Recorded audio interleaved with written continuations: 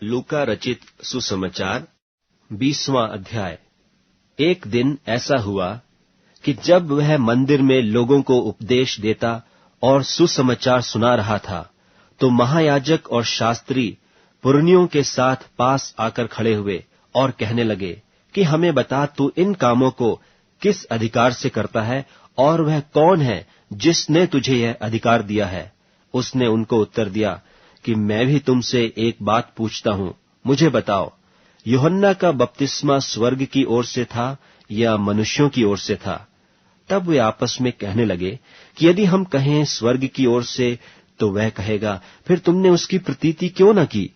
और यदि हम कहें मनुष्यों की ओर से, तो सब लोग हमें पत्थरवाह करेंगे, क्योंकि वे सचमुच जानते हैं कि यूहन्ना भविष्यद्वक्ता था।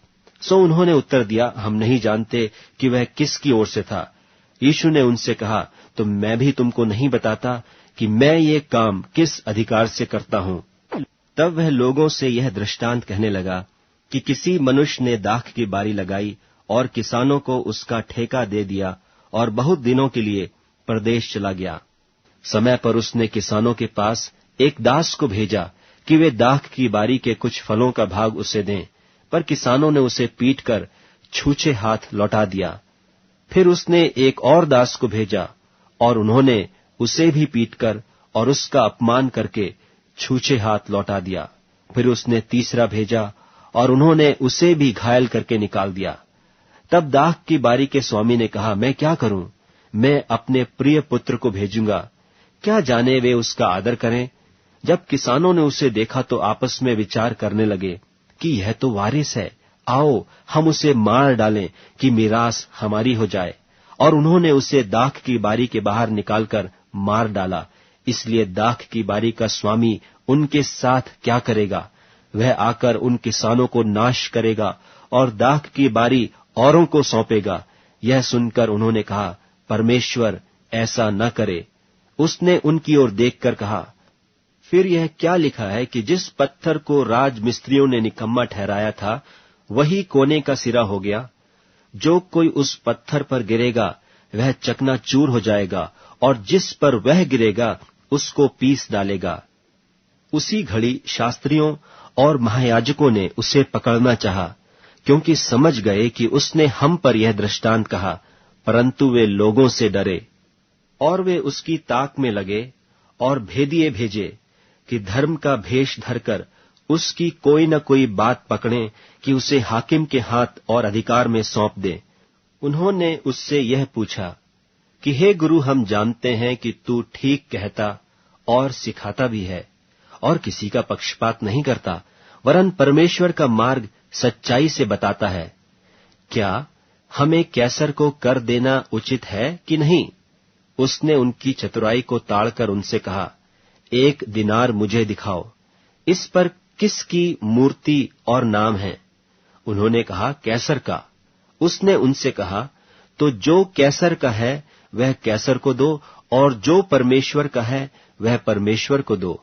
वे लोगों के सामने उस बात को पकड़ न सके, वरन उसके उत्तर से अचंभित होकर चुप रह गए। फिर सदूकी, जो कहते हैं कि मरे हुओं का जी उठना है ही नहीं, उनमें से कितनों ने उसके पास आकर पूछा कि हे गुरु, मूसा ने हमारे लिए यह लिखा है कि यदि किसी का भाई अपनी पत्नी के रहते हुए बिना संतान मर जाए, तो उसका भाई उसकी पत्नी को ब्याह ले और अपने भाई के लिए वंश उत्पन्न करे। सो 7 भाई थे। पहला भाई ब्याह करके बिना संतान मर गया। फिर दूसरे और तीसरे ने भी उस स्त्री को ब्याह लिया। इस रीति से 7 बिना संतान मर गए। सबके पीछे वह स्त्री भी मर गई। सो जी उठने पर वह उनमें से किसकी पत्नी होगी, क्योंकि वह 7 की पत्नी हो चुकी थी। यीशु ने उनसे कहा कि इस युग के संतानों में तो ब्याह शादी होती है, पर जो लोग इस योग्य ठहरेंगे कि उस युग को और मरे हुओं में से जी उठना प्राप्त करें, उनमें ब्याह शादी न होगी। वे फिर मरने के भी नहीं, क्योंकि वे स्वर्गदूतों के समान होंगे और जी उठने के संतान होने से परमेश्वर के भी संतान होंगे। परंतु इस बात को कि मरे हुए जी उठते हैं, मूसा ने भी झाड़ी की कथा में प्रकट की है कि वह प्रभु को इब्राहिम का परमेश्वर और इसहाक का परमेश्वर और याकूब का परमेश्वर कहता है। परमेश्वर तो मुर्दों का नहीं परंतु जीवितों का परमेश्वर है, क्योंकि उसके निकट सब जीवित हैं।